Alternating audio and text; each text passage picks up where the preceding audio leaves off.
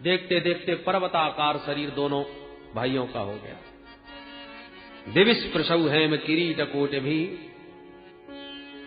मुकुट पहने तो आकाश में लहरावे। एक दिन हिरण्याक्ष माने छोटा भाई बड़े भाई हिरण्यकश्यपु से बोला, भैया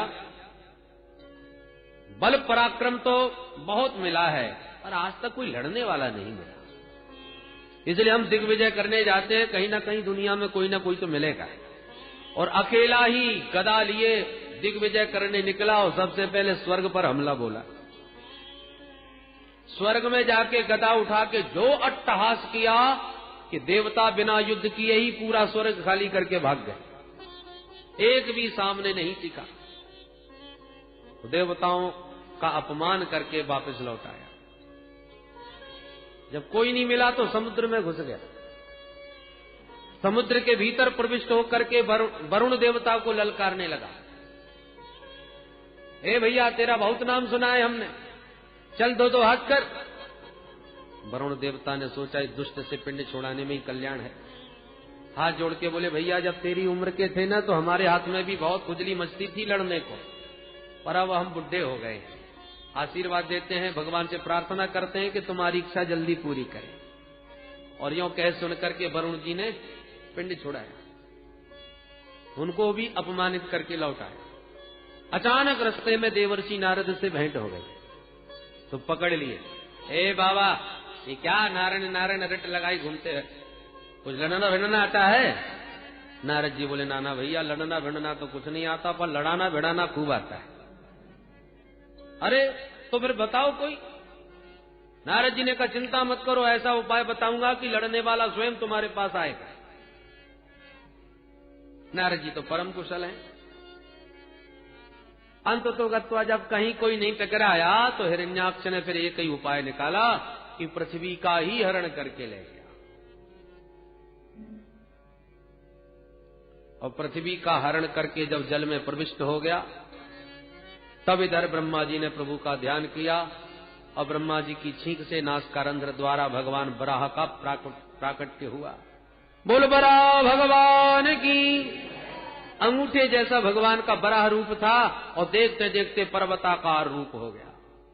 देवता हाथ जोड़ के महिमा का गान करने लगे और गर्जना तर्जना करते हुए बराह भगवान तुरंत जल में प्रविष्ट हुए और हिरण्याक्ष के चंगुल से पृथ्वी को मुक्त करके मुख पर धारण करके जैसी वापस मुड़े, हिरण्याक्ष ने खड़े होकर पीछा किया, ए जंगली सुगर कहां भागता है, खड़ा रहे। और भगवान ने एक नहीं सुनी, भागते गए।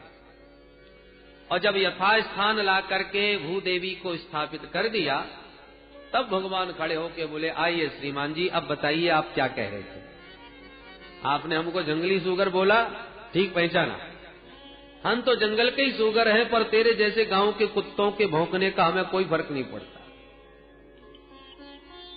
संस्कृत में किसी को गाली भी दो तो सुनने वाला अपनी तारीफ समझेगा। संस्कृत की गालियां भी इतनी मीठी मीठी। अब किसी से कहो कि आओ ग्राम सिंह, तो सुनने वाला क्या समझेगा कि हम अपने गांव में शेर की तरह रहते हैं इसलिए हमको ग्राम सिंह बोला। पर ग्राम सिंह नाम है कुत्ते का, जो अपने गांव में तो सिंह की तरह भौंकता है और दूसरे के गांव में दुमदमा के भागता है। तो ग्राम सिंह माने कुत्ता। भगवान बोले, सत्यम वयम भो वन गोचरा मृगा युष्मत् विधान मृगये ग्राम सिंहान। तुमने ठीक पहचाना कि हम तो वन गोचर हैं, पर तेरे जैसे गांव के कुत्तों का कोई हमको भौंकने से फर्क नहीं पड़ता। तब तो लाल पीला हो गया हिरण्याक्ष, गदा घुमा करके भगवान पर प्रहार किया। इसके प्रहार से भगवान की गदा हाथ से छूट गई। देवता लोग घबरा गए, ये क्या हो रहा है। इशारा करते प्रभु जल्दी करना, क्योंकि सूर्यास्त के बाद राक्षसों का बल और बढ़ जाता है। भगवान को हंसी आने लगी, देखो ये कितने डरे हुए हैं कि मेरी शक्ति में भी संदेह कर रहे हैं।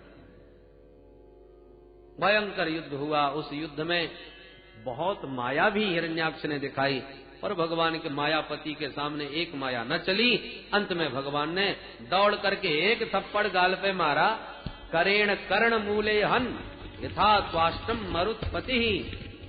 एक प्रहार जब गाल पर किया तो एक थप्पड़ में ही बरा भगवान के हाथों।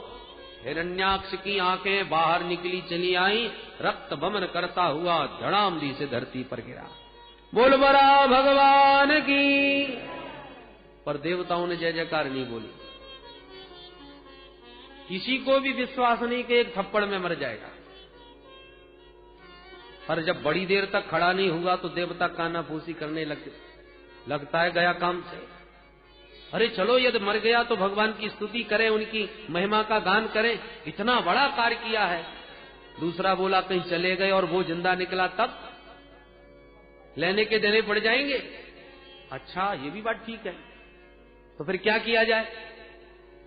हिम्मत बांध के जैसे तैसे देवता लोग भगवान के सामने आए।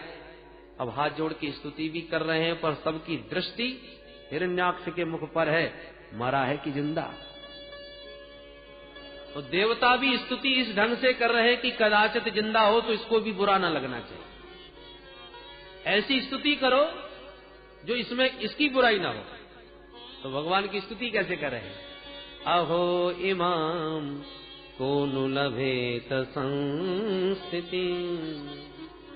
प्रभु इस महाभाग्यशाली को आपने कौन सी गति प्रदान करी होगी, क्योंकि जगत में इसके समान भाग्यशाली हमें दूसरा कोई दिखाई ही नहीं पड़ता। यम योगिनो योग समाधिना रहो, ध्यायन्ति लिंगा दसतो मुमुक्षया, तस्यैष दैत्य ऋषभ पदाहतो, मुखम प्रपश्यन्तनुमुत्ससर्ज।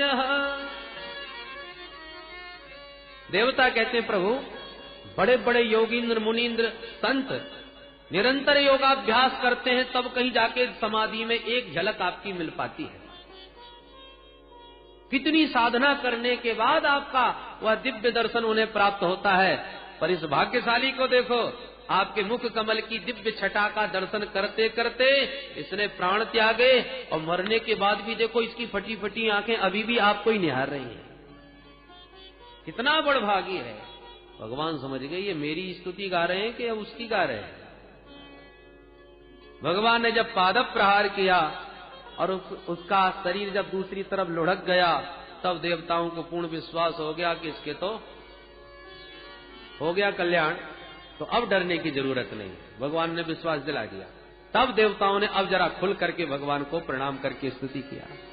नमो नमस्ते हिल यज्ञ तंतवे, स्थितौ गृहीता मल सत्त्वमूर्तये, दिश्याहतोऽयं जगतामरुन्तुतर, त्वत्पाद भक्त्या वयमे सनिवृता। हे प्रभु हम आपके श्री चरणों में बारंबार प्रणाम करते हैं। बड़े सौभाग्य की बात है जो इस दुष्ट का आपने दमन कर दिया। इसके डर के मारे गिरी कंदराओं में भागते फिर रहे थे अपना घर द्वार छोड़ करके, अतः इसको मार के आपने हम देवताओं पर बड़ा भारी अनुग्रह किया। आपकी जय हो जय हो। खूब प्रशंसा करी। देवता बड़े होशियार हैं, किसी मामले में रिस्क नहीं लेते। भगवान को प्रणाम किया, प्रभु अंतर्धान हो गए। अब पृथ्वी पर सृष्टि का विस्तार मनु महाराज के द्वारा हुआ। मनु शत्रुपा की 3 बेटियों का वंश पहले सुनाया, बेटाओं की बात बाद में। 3 बेटियों में मझली बेटी मध्यम पुत्री देवहूति जी का विवाह करदम जी के साथ में हुआ। करदम जी ने विवाह के समय एक शर्त रखी कि एक संतान होते ही मैं विरक्त हो जाऊंगा। देवहूति ने इस शर्त को स्वीकार कर लिया और धूमधाम से हर्षोल्लास पूर्वक विवाह संपन्न हुआ। पुत्री से विदा लेकर के माता पिता तो अपनी नगरी को लौट गए, करदम जी को बेटी सौंप गए। पर शादी होते ही करदम जी समाधि लगा के बैठ गए। वर्षों तक अखंड समाधि लगे रही तो देवहूति अपना सारा श्रृंगार उतार कर पति की सेवा में समर्पित बनी रही। वर्षों के बाद जब समाधि खुली, करदम जी ने देवहूति को देखा तो गदगद हो गए। तुष्टो हमद्य तव मान विमान दाया, शुश्रूषया परमया परया च भक्त्या, यो देहिनामयमतीव सुहृत्स्वदेहो नावेक्षिता समुचित क्षपितुम मदर्थे। हे मानवी तुष्टो हम, हरि मनुपुत्री हम तेरी सेवा से बड़े प्रसन्न भये। संसार में सबसे ज्यादा प्यारा लगता है तो अपना शरीर, पर तुमने तो मेरी सेवा के लिए अपने शरीर का भी कोई ध्यान नहीं रखा। देवी बोलो क्या चाहती हो? देवहूति ने कहा महाराज आप मेरे पति परमेश्वर हैं, आपको प्रसन्न रखना मेरा परम धर्म है। फिर भी आप कुछ देना चाहते हो तो हम सदगृहस्थ बने हैं तो एक संतान होनी चाहिए बस, और मुझे कुछ नहीं चाहिए। करदम जी प्रसन्न हो गए और तुरंत हाथ में जल लिया, संकल्प करके जैसे ही छोड़ा एक अद्भुत विमान बनके तैयार हो गया। और विमान कैसा? जो संकल्प के द्वारा ही चलता है, डीजल पेट्रोल का कोई झंझट नहीं। कामना करो कि अमुक स्थान चलो, बस संकल्प किया और विमान उड़ के चल दिया। ऐसा अद्भुत विमान आज तक तो कोई वैज्ञानिक बना नहीं सका। महात्मा ने संकल्प मात्र से तैयार कर दिया वह दिव्य विमान। देवहूति को तो उस विमान में बैठने में घबराहट हो गई। शरीर बहुत गंदा हो चुका था, महीनों तक ठीक से व्यवस्थित नहाया तक नहीं,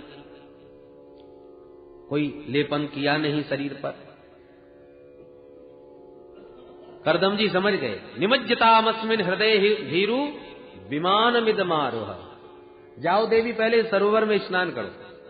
और जो ही सरोवर की ओर बढ़ी, शतानी दस कन्या, 1000 कन्याएं सरोवर से प्रकट हो गई, जिन्होंने उबटन लगा लगा के देवहूति का अद्भुत स्नान करा के श्रृंगार किया। अप्सराओं जैसा दिव्य देह चमकने लगा। दोनों दंपति उस विमान में प्रविष्ट भये। वर्षों तक विषयोपभोग करते हुए कालांतर में 9 बेटियों को जन्म दिया। अब एक दिन करदम जी सोचने लगे, बारे करदम तुम तो फंस गए चक्कर में। शादी के पहले सोच रहे थे एक संतान होती बाबा बनेंगे, और आज देखो 9 संतानें हो गई।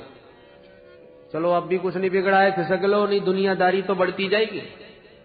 तुरंत करदम जी खड़े होकर के चल दिए। देवहूति ने चरण पकड़ लिए, कहां जा रहे हो महाराज?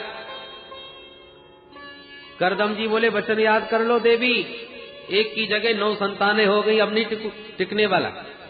देवहूति ने कहा महाराज ये 9 बेटियां हैं, शादी के बाद जब ये सब ससुराल चली जाएंगी तो बुढ़ापे में मेरा अवलंब क्या होगा, बस इतना बता दीजिए। करदम जी को याद आ गया, अरे मेरे प्रभु मुझसे बोले थे करदम तुम विवाह करो तो मैं तुम्हारा बेटा बनूंगा, और प्रभु मेरा बेटा बनेंगे, इसी प्रलोभन में मैंने विवाह किया था। साहम स्वांस कलया त्वद वीरेण महामुने तब क्षेत्रे देवहूत्याम प्रणश्ये तत्व संहिताम। ये प्रभु ने मुझे वचन दिया है, मैं तेरा बेटा बनूंगा। और वचन भगवान का मिथ्या नहीं हो सकता, और भगवान घर में ही यदि बेटा बन के आने वाले हैं तो मैं जंगल में जाके क्या करूंगा। करदम जी रुक गए और बोले मां खिदो राजपुत्रीथ मात्मानम प्रत्यनिंदिते भगवान से क्षरो गर्भम अधूरात संप्रसत्यते। मैं तो भूल ही गया था, तू तो साक्षात नारायण की जननी बनने वाली है, बिल्कुल खेद मत कर। करदम जी रुक गए, और अब की बार जब देवहूति गर्भवती हुई, साक्षात प्रभु गर्भ में पधारे। कालांतर में श्री देवहूति के गर्भ से भगवान का कपिल रूप में प्राकट्य हुआ। बोल कपिल भगवान की। कपिल भगवान के दिव्य दर्शनों के लिए स्वयं विधाता अपने ऋषि पुत्रों के साथ दौड़े दौड़े आए। 10 ऋषि पुत्र ब्रह्मा जी के, 10वें नंबर के नारद जी कहीं घूमने गए थे, बाकी सब उनके साथ आए। करदम जी के आश्रम में आकर के कपिल भगवान का दर्शन किया। करदम जी ने बड़ा भारी स्वागत करते हुए कहा, भगवान बड़ी कृपा करी, दर्शन भय आपके, एक निवेदन करना चाहता हूँ। क्या? बोले मेरे घर में 9 बेटी और आपके साथ में 9 बेटा, बढ़िया जोड़ा बन जाएगा, ना आपको भटकना पड़ेगा ना मुझे। ब्रह्मा जी प्रसन्न, सुभच्छ शीघ्रम, बहुत अच्छा। ब्रह्मा जी तो सृष्टि के विस्तार के लिए वैसे ही तैयार थे। तुरंत 9 बेटियों का विवाह ऋषि पुत्रों से कर दिया। बड़ी बेटी कला देवी का विवाह मरीचि मुनि से किया, दूसरी अनुसुईया का विवाह अत्रि मुनि से किया, अरुंधति का विवाह वशिष्ठ जी से किया, ख्याति का विवाह भृगु जी से किया, शांति का विवाह अथर्वण जी से किया, क्रिया का विवाह क्रतु से किया, हविर्भू का विवाह पुलस्त्य जी से किया। 9 बेटियों का विवाह करके करदम जी ने विदा दिया। जब बेटियां ससुराल चली गईं तो करदम जी बोले, देवी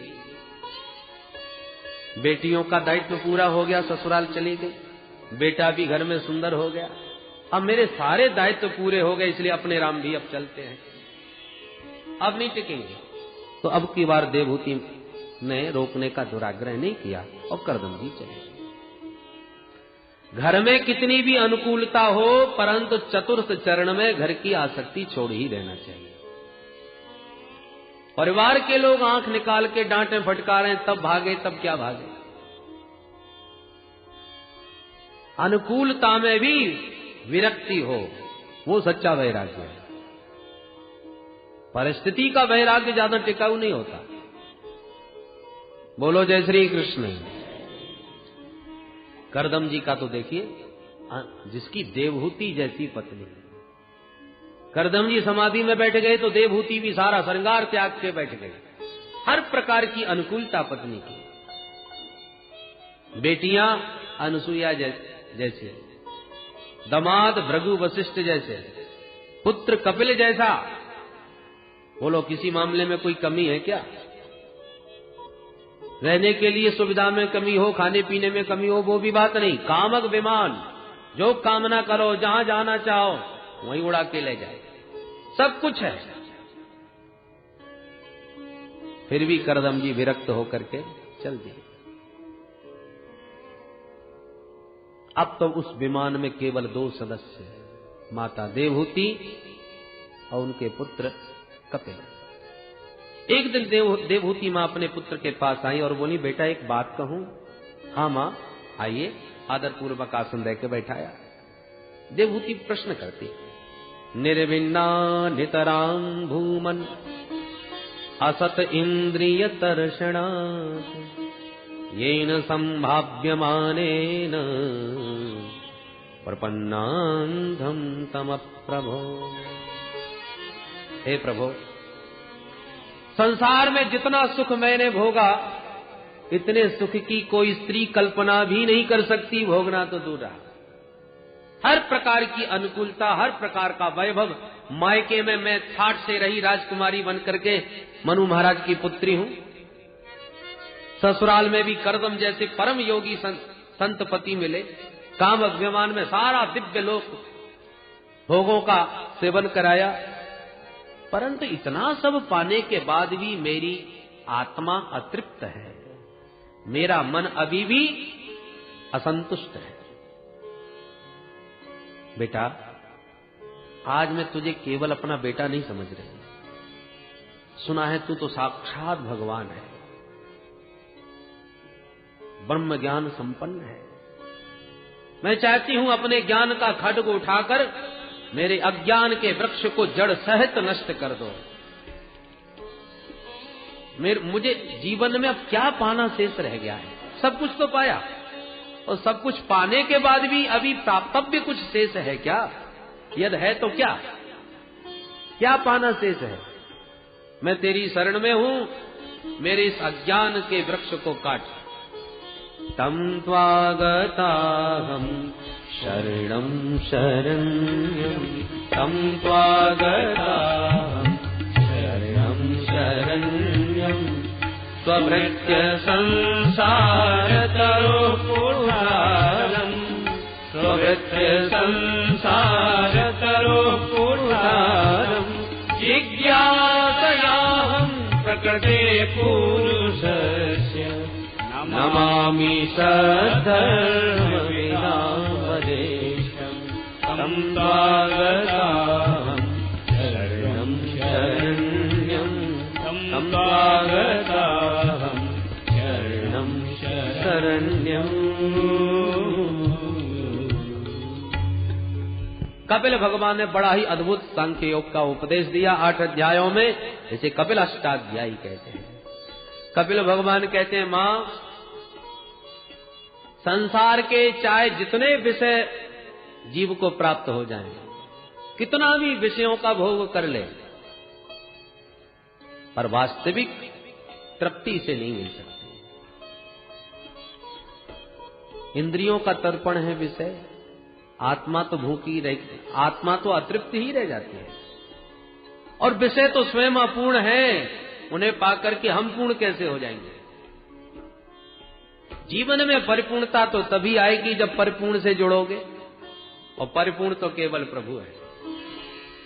पूर्णमदः पूर्णमिदं पूर्णात् पूर्णमुदच्यते पूर्णस्य पूर्णमादाय पूर्णमेवावशिष्यते।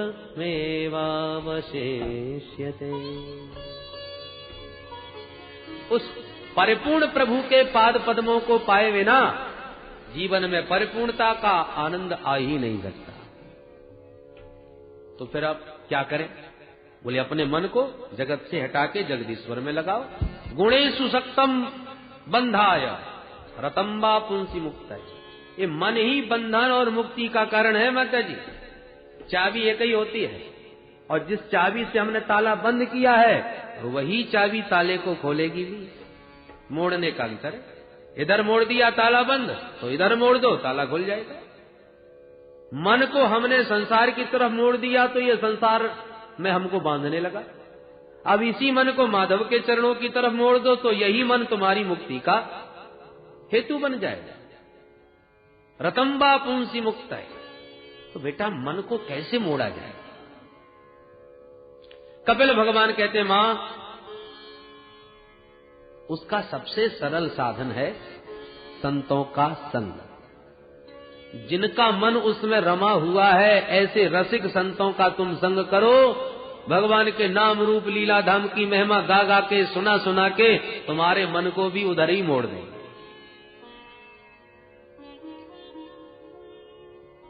बीड़ी पीने वाले के संग में रहो, वो भी तुम्हें बीड़ी पिनाना सिखाई देगा।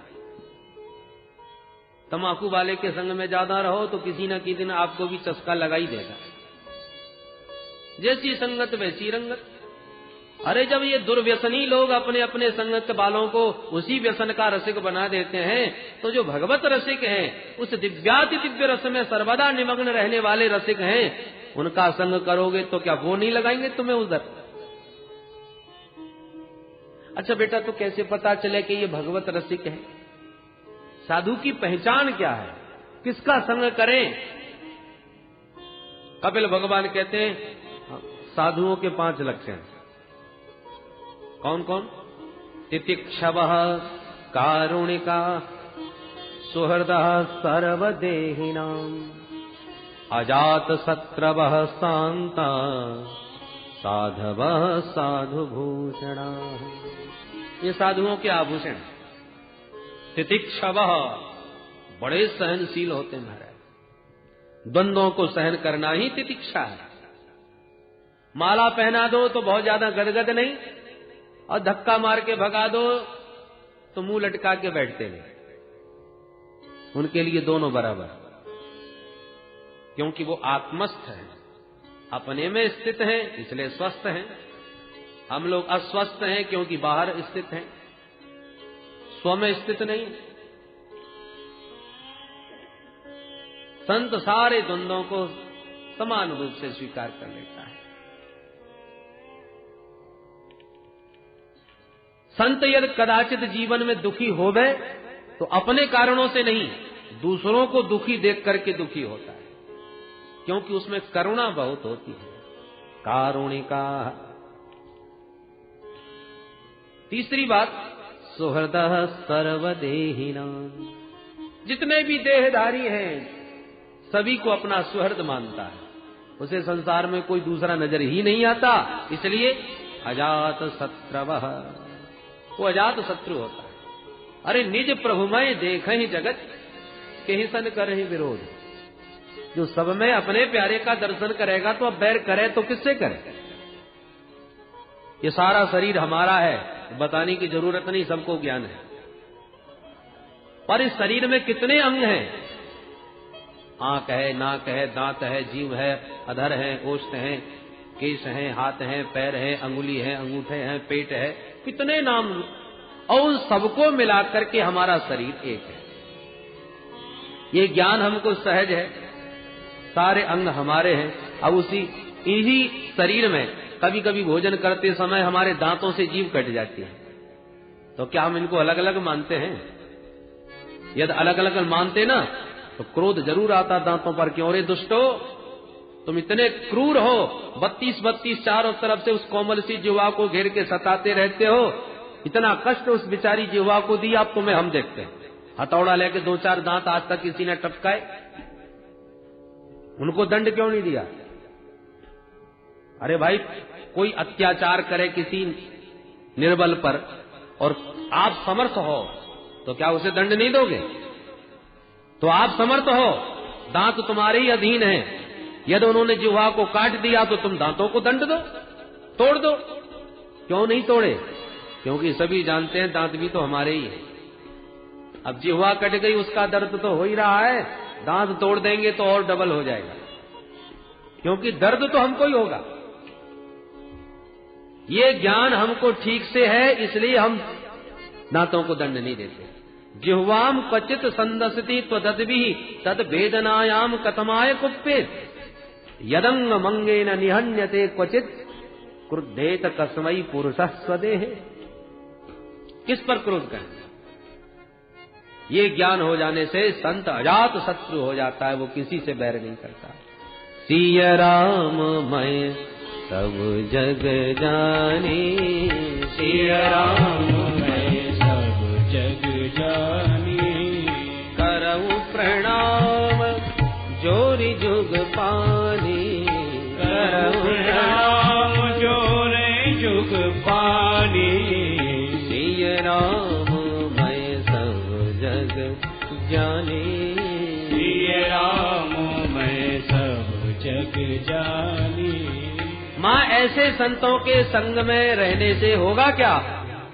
सताम प्रसंगान मम वीर्य संविदो भवन्ति हृत कर्ण रसायना कथा तज्जोषणादास्मपवर्ग वर्त्मनि श्रद्धा रतिर भक्तिरनुक्रमे। उन संतों के बीच में बैठोगे तो 24 घंटे वो मेरी महिमा सुनाएंगे, मेरी मधुर मधुर कथा सुनाएंगे। नाम की महिमा, रूप की महिमा, स्वभाव की महिमा, प्रभाव की महिमा, भगवान की कृपालुता की महिमा, भगवान के करुणामय स्वभाव की महिमा इतनी सुनाएंगे कि सुन सुन के आप अपने आप ही दीवाने हो जाओगे। श्रद्धा रति भक्ति, अपने आप भगवान की महिमा को सुनकर के श्रद्धा उत्पन्न होगी, फिर धीरे धीरे प्रेम जागता जाएगा और वही प्रेम बढ़ते बढ़ते विशुद्ध भक्ति आपके हृदय में स्थित हो जाएगी। इसलिए मां, सबसे बढ़िया सरल साधन है संतों का संग। सृष्टि प्रक्रिया भी बहुत विस्तार से बतलाई, ध्यान के बारे में भी कपिल भगवान बतलाते हैं। अष्टांग योग का वर्णन करते हुए यम नियम आसन प्राणायाम प्रत्याहार धारणा ध्यान और समाधि, 5 प्रकार के यम, 5 प्रकार के नियम। साधक को चाहिए सबसे पहले पावन भूमि का चयन करे, क्योंकि भूमि का भी प्रभाव मन पर पड़ता है।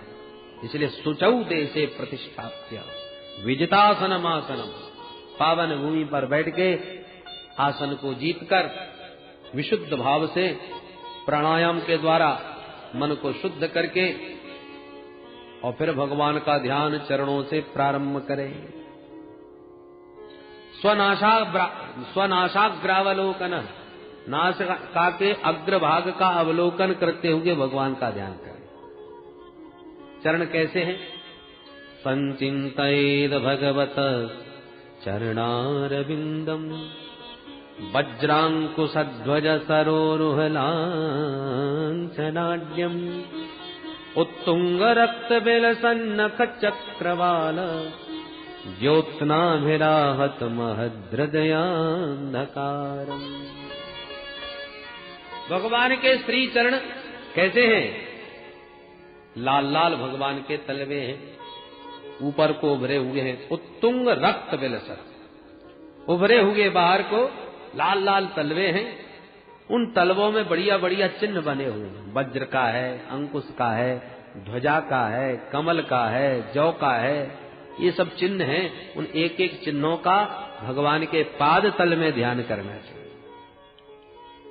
तलवे की लालमा में जब खूब चित्त चिपक जाए तब फिर भगवान के चरणों के नखों का ध्यान करना चाहिए। पूर्णिमा के चंद्रमा की तरह चमक रहे हैं भगवान के पदनख, उसमें से प्रकाश निकल रहा है, ज्योत्सना निकल रही है। उस भगवान के पदनख चंद्रिका की ज्योत्सना से साधक के हृदय का सारा अंधकार नष्ट हो जाता है।